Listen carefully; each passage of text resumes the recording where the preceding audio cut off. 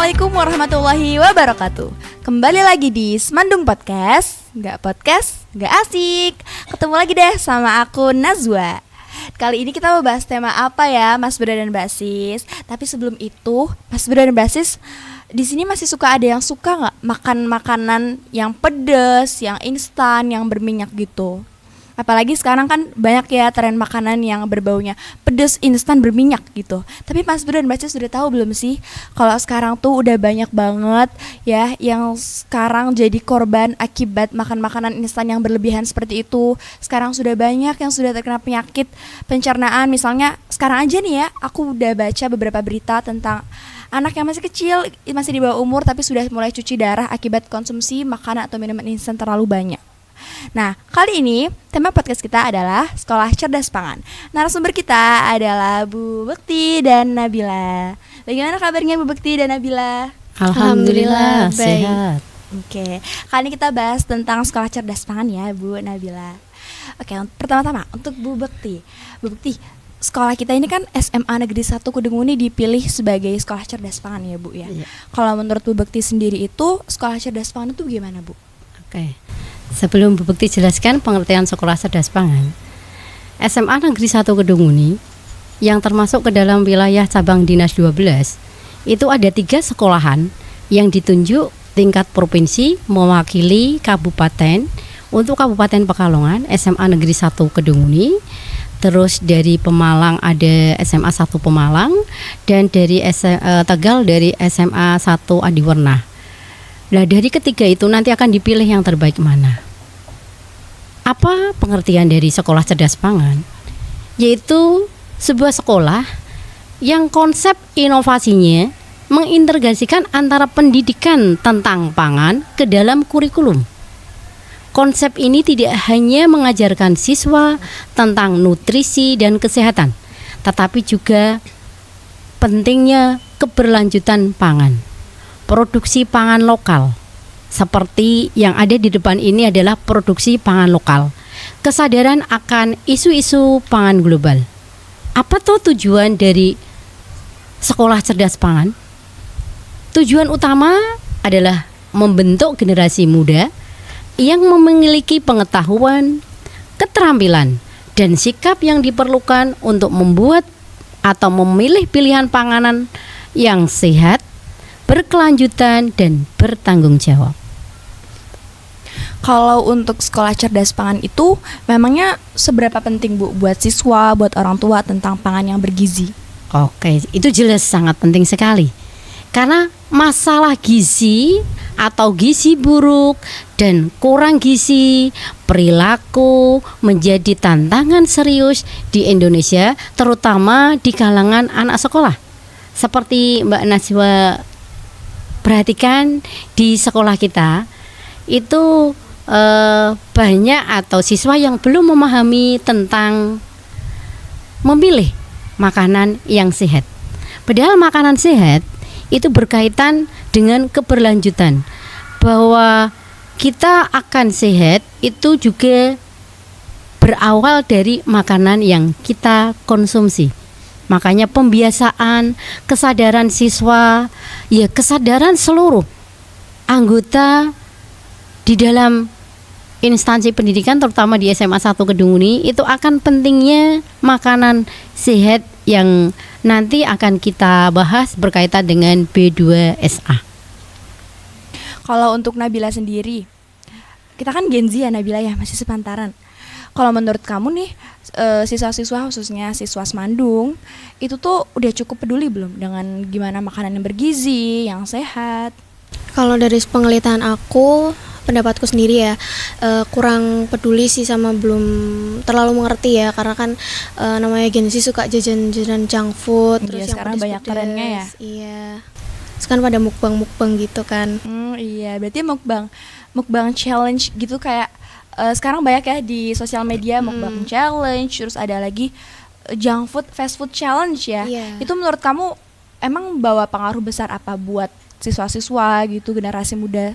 Karena kan namanya sosial media kan untuk memengaruhi ya. Kalau misalnya lihat ya pasti kadang-kala kita ikut terpengaruh juga gitu kan. Dan makan makanan junk food dalam jangka waktu yang panjang itu kan dampaknya sangat tidak baik. Berpengaruh besar ya berarti Iya. ya. Kalau makanan sehat favorit kamu sendiri gimana, Nabila? Ada nggak, Nabila? Ya pasti seblak nggak sih? Makanan, berti kalau misalnya makanan instannya itu ada yang kamu suka juga, tertarik misalnya seblak, tapi konsumsinya ini kan maksudnya dalam jangka waktu yang dijarak gitu. Kalau makanan sehatnya favorit kamu apa? Kalau makanan sehat itu pasti makan masakan rumah ya, kayak dimasakin sama ibu. Misal sayur, nanti proteinnya ayam, karbonnya nasi gitu. Bahas tentang makan makanan yang mengandung protein gini nih, Bu Bekti ini kan guru biologi ya, Bu? Guru biologi di SMA Negeri 1 Kedunguni nih guys, Bu Bekti ini. Kalau dari ilmu biologi, dari sisi pandang biologi, memangnya pangan yang bergizi, yang seimbang gitu tuh berpengaruh bagi tumbuh kembang anak tuh gimana, Bu? Oke, jelas ya. Untuk kaitannya dengan makanan yang sehat, kita bisa melihat yang sedang kita lakukan karena kita ditunjuk sebagai sekolah cerdas pangan. Ini salah satunya yaitu pemahaman dan melaksanakan apa itu yang disebut dengan B2SA. B2SA itu adalah beragam. Beragam itu maksudnya adalah yang namanya mengkonsumsi makanan, bahan pokok itu misalnya karbohidrat, itu tidak hanya nasi, bisa dari umbi-umbian atau dari jenis karbohidrat yang lain. Kemudian yang namanya bergizi. Bergizi itu berarti kan memenuhi unsur-unsur yang ada pada makanan itu mencakup cakupan gizi. Sedangkan yang seimbang, ini yang namanya seimbang itu sesuai dengan proporsi atau takaran. Jadi selain seimbang juga aman. Konsumsi makanan yang sehat itu aman. Aman di sini berarti kan bebas dari, kalau dalam ilmu biologi itu dikatakan higienis, bebas dari bakteri dan bahan-bahan kimia yang dapat mempengaruhi pertumbuhan dan perkembangan. Karena kita tumbuh dan berkembang itu jelas selain faktor fisik berupa makanan yang kita konsumsi, juga ada faktor psikis. Itu mungkin kaitannya dengan pertumbuhan dan perkembangan yang bisa diambil dari makanan yang kita konsumsi. Apalagi anak-anak SMA yang merupakan pertumbuhan anak SMA itu berbeda cakupannya dengan pertumbuhan anak usia SD maupun SMP. Jadi keseimbangan antara kandungan gizinya harus terpenuhi. Berarti untuk pengaruh dari makanan yang bergizi ini ada perubahan signifikan yang besar ya, Bu ya. Pengaruhnya tuh besar sekali. Kalau untuk makanan di wilayah SMA Negeri 1 Gunung ini, apakah sudah cukup untuk memenuhi standar makanan bergizi, Bu Bekti? Tapi jangan dijawab dulu. Kita akan kembali lagi setelah yang satu ini. Tetap di Semandung Podcast, nggak asik.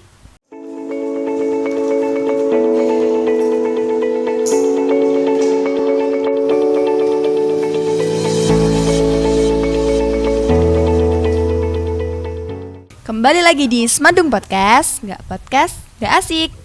Tadi kita sampai mana, Bu Bekti?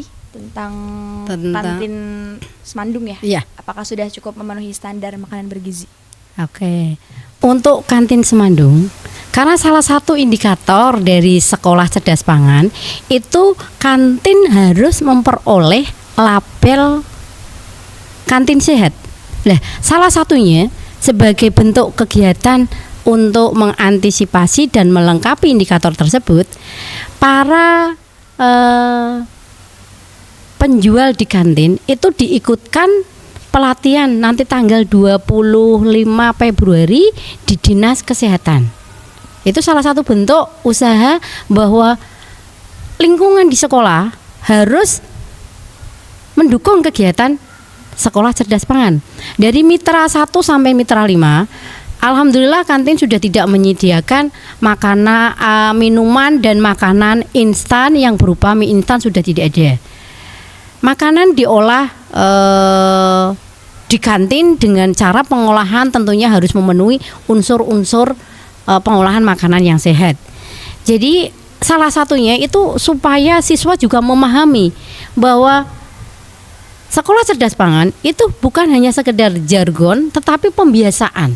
Justru dari pembiasaan siswa itu mengenal bahwa makan untuk sehat.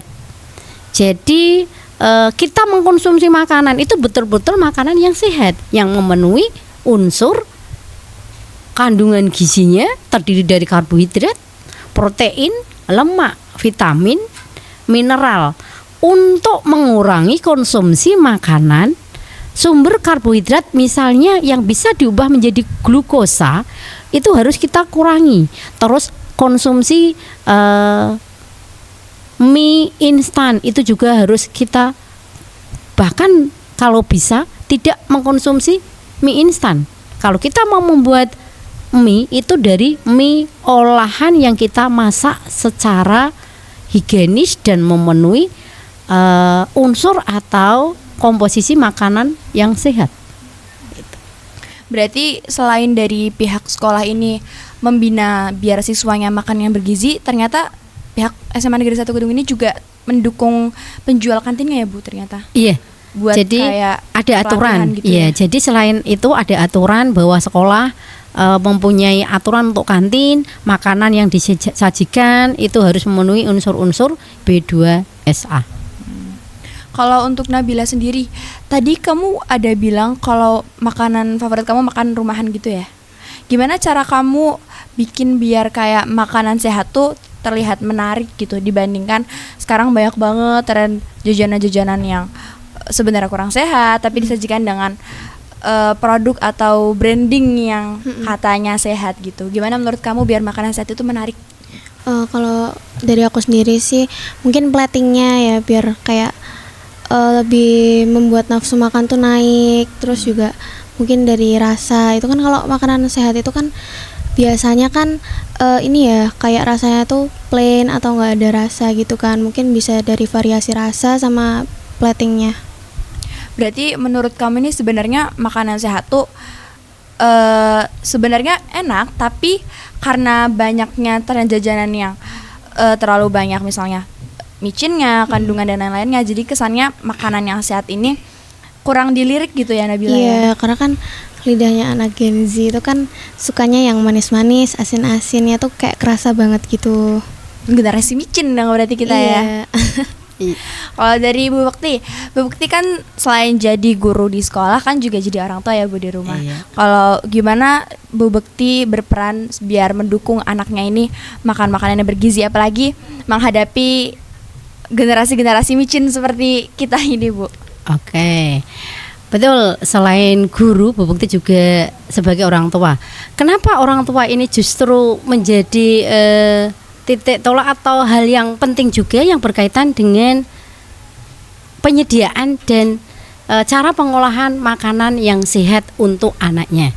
Jadi sebaiknya sebagai orang tua juga memahami bahwa harus menyediakan makanan sehat.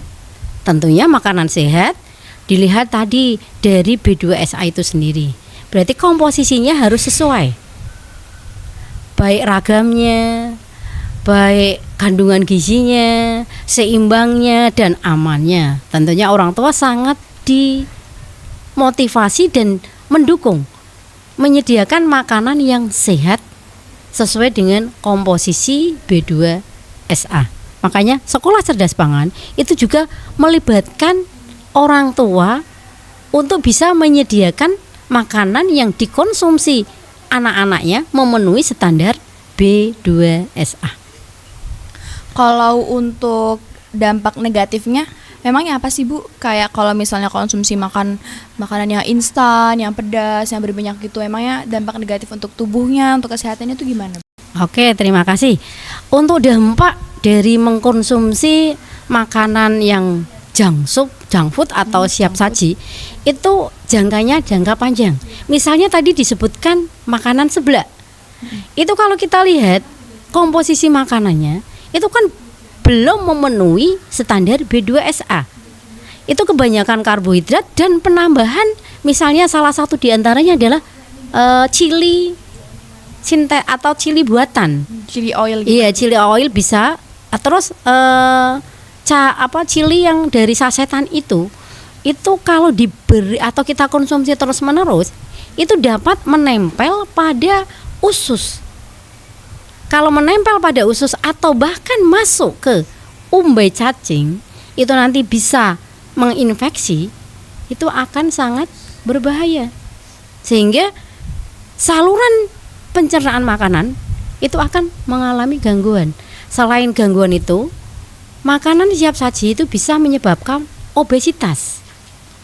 Selain obesitas, tadi juga disampaikan Mbak Nazwa di awal ya, makanan-makanan yang digemari anak-anak atau remaja zaman sekarang, itu salah satunya tadi kan ada bahan-bahan penambah makanan yang atau bahan kimia yang sangat tidak bagus bagi pertumbuhan dan perkembangan tubuh.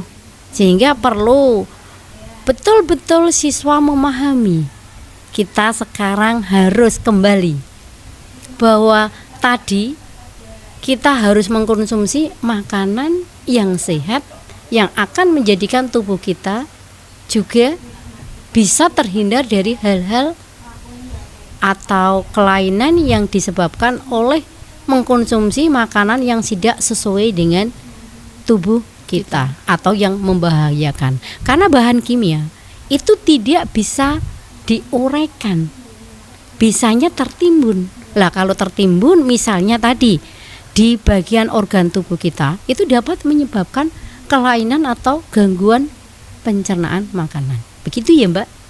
Oke, terima kasih Bu Bukti. Kalau untuk dampak negatifnya kan tadi Bu Bukti sudah menjelaskan ini gimana prosesnya dalam tubuh. Apakah ini sebenarnya bukannya terbuang ya Bu, tapi malah tertumpuk ya Bu. Kalau Nabila, kamu pernah nggak melihat kasus kayak siswa atau remaja-remaja gitu yang kena dampak negatif atau masalah dari makan makanan tidak bergizi yang berlebihan ini? Sering nggak sih, karena kan dilihat dari lingkungan sekitar aja. Misal tetanggaku itu dia suka makan makanan junk food, terus pedes-pedes, nggak sehat, manis-manis dalam waktu yang terus menerus. Akhirnya kan dampaknya tuh baru dirasakan sekarang dia harus operasi usus buntu, cuci darah. Jadi itu efeknya tuh dalam jangkanya tuh nggak langsung ada, tapi jangkanya tuh jangka panjang gitu.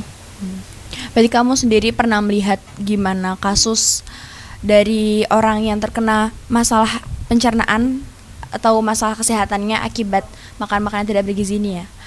Kalau untuk bahas tentang makan yang bergizi ini Bu, kita kan pengennya makan makanan bergizi itu secara rutin, secara seimbang setiap harinya ya Bu kalau bisa. Tapi bagaimana dengan ketersediaan bahan pangan itu Bu di Indonesia? Untuk ketersediaan bahan pangan itu supaya kita ketahui bahwa pangan yang tersedia itu mencakup bahwa ketersediaan pangan, terus keberlanjutan pangan itu sendiri, bagaimana pangan itu bisa menstabilis atau sebagai bentuk bahwa pangan itu harus tersedia untuk memenuhi kebutuhan pangan. Ya, atau kebutuhan tubuh kita. Ya, supaya kita juga perlu mengetahui bahwa kriteria ketahanan pangan itu meliputi apa saja. Nah, salah satunya program Sekolah Cerdas Pangan itu juga berkesinambungan dan berhubungan dengan lembaga lain yang berkaitan dengan ketahanan pangan. Karena ketahanan pangan itu akan menyebabkan sebuah kondisi yang akan mengarahkan bahwa kita itu sehat. Kalau tidak ada ketersediaan pangan yang sehat juga harus didukung. Ya, kegiatan-kegiatan ketahanan pangan itu perlu sekali kita galakkan. Kalau menurut Bu Bukti sendiri nih tentang ketersediaan bahan pangan, aku pernah baca Bu kayaknya satu artikel gitu yang menjelaskan tentang Indonesia ini hampir krisis pangan, apalagi khawatir di tahun 2050 ini akan kekurangan pemasok bahan pangan yang bergizi Bu. Menurut Bu Bukti itu bagaimana Bu? Oke, itu istilahnya dalam Sekolah Cerdas Pangan itu antara lain ada indikator boros pangan. Apa toh itu maksudnya boros pangan? Itu tindakan membuang makanan yang masih bisa digunakan, yang terjadi di beberapa atau bisa dijumpai di beberapa tahapan rantai pangan, misalnya mulai dari produksi. Yang dikatakan produksi itu sendiri kan yang mengusahakan atau memproduksi pangan, kemudian pengolahan atau distributornya atau distribusinya, hingga konsumsi beberapa makanan yang akan menyebabkan boros pangan. Makanya jangan membuang makanan. Kita juga sisa makanan itu perlu dipilah supaya yang masih bisa dimanfaatkan itu bisa dimanfaatkan. Misalnya sampah dari makanan, konsumsi makanan, makan pagi, siang atau malam, itu yang nasi dipisah, nanti bisa digunakan sebagai bahan untuk campuran makan ternak, kan salah satunya seperti itu.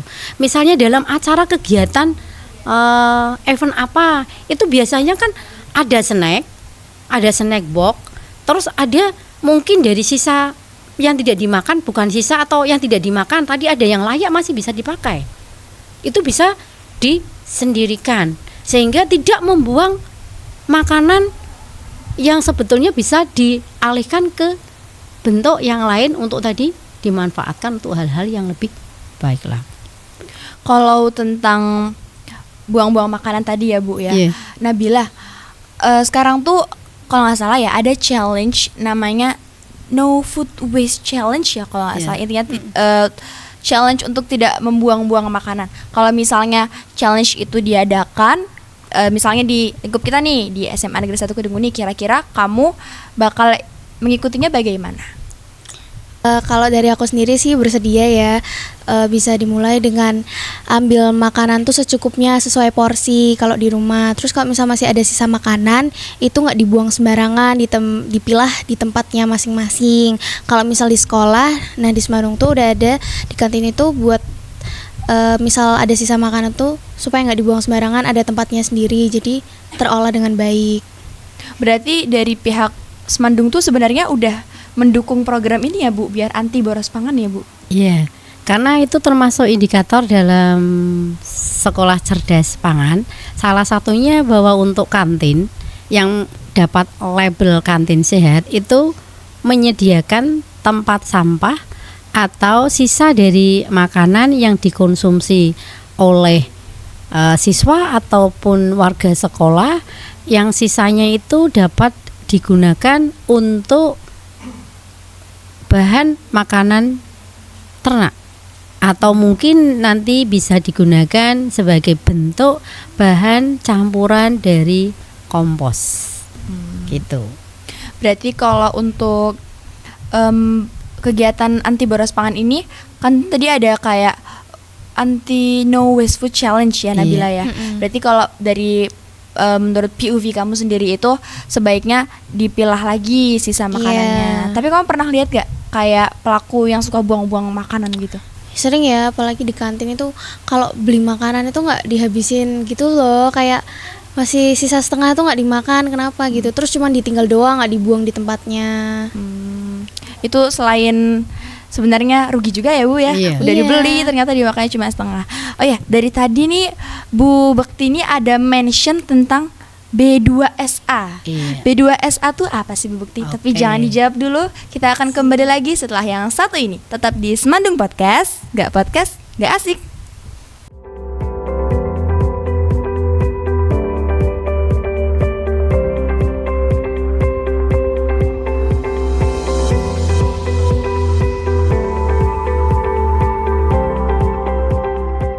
Kembali lagi di Semandung Podcast, gak asik. Tadi sampai mana ya? Itu B2SA itu Oh iya, apa? Bu Bekti. B2SA tuh apa sih Bu? Oke, tadi di awal mungkin sudah Bu Bekti sedikit sampaikan bahwa makanan B2SA itu apa.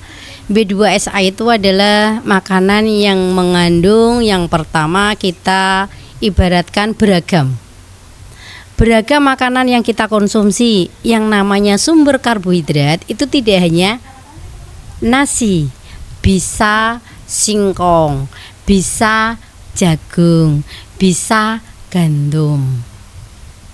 Kemudian yang kaitannya beragam tadi, bisa kita mengkonsumsi apa yang ada di depan kita sebagai produk makanan lokal juga. Misalnya tepung beras bisa diubah menjadi, salah satu contoh makanannya di sini adalah Oh iya. Iya. Kita dari tadi belum bahas ini ya, Iya, bahas brand basis. betul, itu Boleh kan- di review dulu nggak nih Bu Bekti? Ini Oke, apaan silakan. sih? Oke. Yang pertama ini adalah apem. Ini bahan dasarnya untuk apem adalah tepung beras dengan gula. Ya, ini tepung beras dengan gula. Ini makanan lokal dari Kesesi kalau di Kabupaten Pekalongan, tapi sekarang dijumpai di mana-mana di pasar bisa. Ini saja tadi di depan Semandung karena wisata kuliner SMA 1 Kedung ini ada. Ya. Kemudian ada bahan karbohidrat tadi yang dikatakan beragam. Kalau kita sudah makan pagi, misalnya mengkonsumsi ini adalah dari bahan dasarnya adalah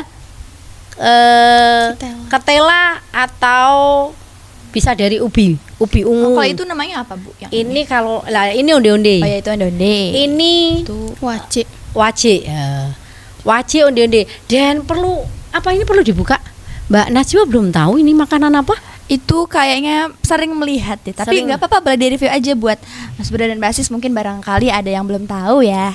Oke, kita lihat ya. Ternyata beraneka ragam olahan dari bahan pokok karbohidrat. Ini diantaranya ada di sini gemblong. Gemblong. Lah, ini juga termasuk bentuk makanan lokal dari karbohidrat yang diubah sehingga bentuknya bisa beragam. Itu tadi dari B2SA, B yang pertama beragam. Kemudian B yang kedua, lah ini. Yang B yang kedua bergizi. Kalau di depan Bu Bekti ini kaitannya dengan makanan sumber karbohidrat, yang B kedua adalah bergizi. Selain karbohidrat, berarti ada unsur bahan makanan yang dikandung, yaitu ada kandungan gizi berupa protein, ada kandungan gizi berupa lemak, dan ada kandungan gizi berupa vitamin, mineral, yang mana itu tercakup dalam piramida makanan. Kemudian yang S itu adalah seimbang. Misalnya tadi Mbak Naswa dan Mbak Nabila itu siswa SMA 1 Kedunguni yang mana masih merupakan saat-saatnya pertumbuhan dan perkembangan. Ini asupan gizinya harus lengkap. Nah, tentunya aman. Aman di sini cara memproduksinya atau kita menghindari bahan-bahan pengawet. Kebetulan di sini yang tersaji di sini ini insya Allah makanan tradisional dengan tanpa menggunakan bahan pengawet. Karena kalau dimakan nanti sore aja kemungkinan sudah sudah basi.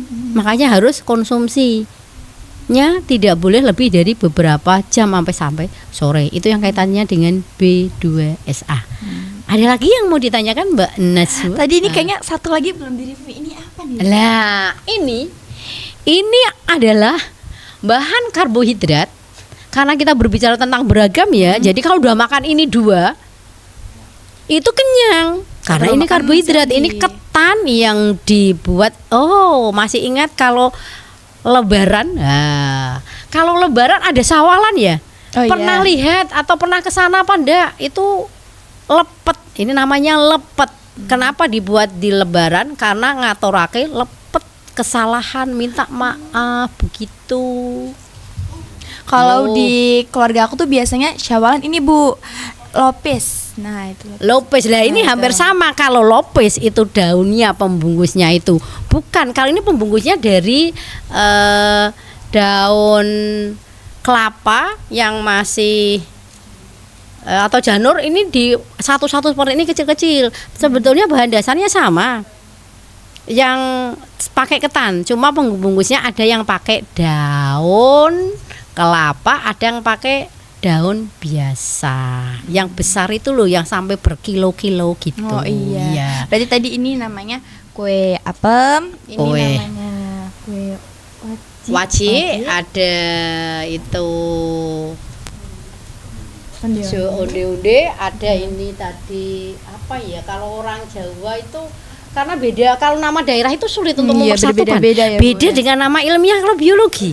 Woi deh. Oryza sativa itu seluruh Indonesia dan seluruh dunia tahu kalau itu padi. Oke.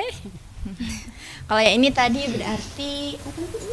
Gemblong. Yang ini lepet. Lepet. Kita jadi review makanan, apa kita jadi food vlogger aja ya Bu, tapi Oke. versi makanan yang sehat dan bergizi. Siap. Kalau Nabila sendiri di antara makanan yang tersaji ini kira-kira kamu lebih suka yang mana nih? Kalau aku kayaknya dari tadi ngeliat nih aku ini nih ngiler sama yang ini nih. Paci. Iya Oke, betul. siap, Kalau kamu Nabila. suka yang mana Nabila? Kalau aku suka apem.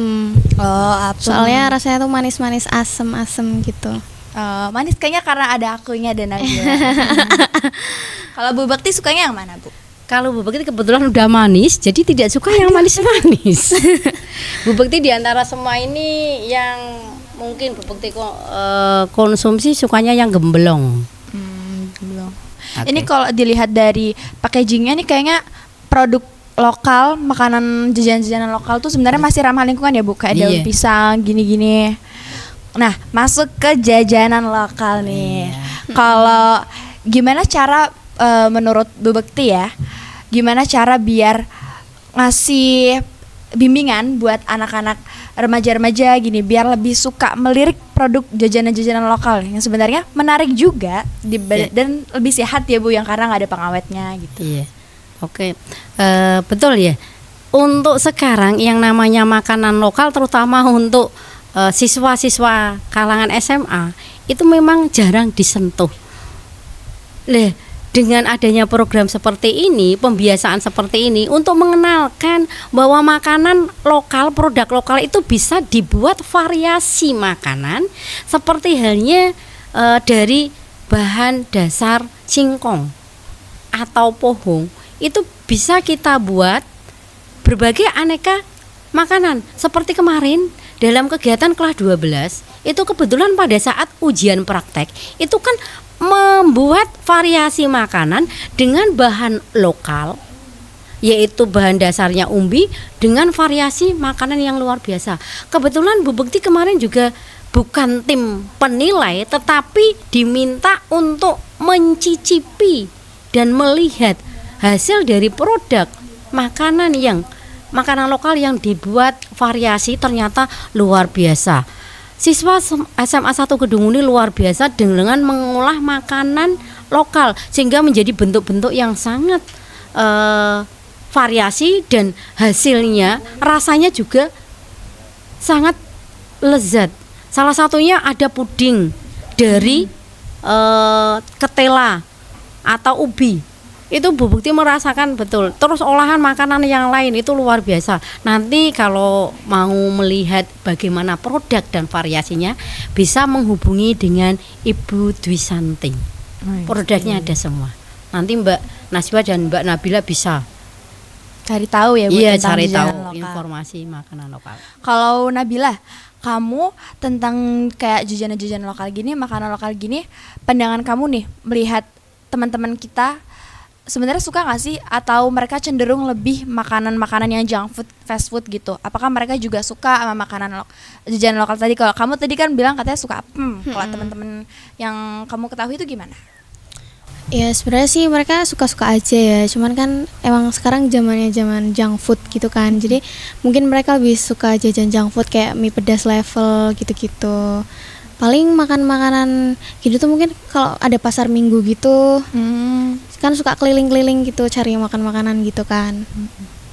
Berarti kalau yang kamu ketahui ini teman-teman kamu nih suka juga sebenarnya, tapi karena mungkin sekarang maraknya lebih banyak ke jajanan-jajanan yang fast food tadi, junk food Iya. tadi gitu ya. Tapi sebenarnya yang kamu lihat tuh mereka suka juga kan sama jajanan-jajanan kayak gini. Iya suka sih. Kalau menurut kamu, gimana cara kamu ngajak atau mempromosikan teman-teman kamu biar support nih UMKM, support jajanan-jajanan lokal, makanan lokal seperti ini daripada terus mengikuti tren-tren tentang jajanan-jajanan junk food gitu?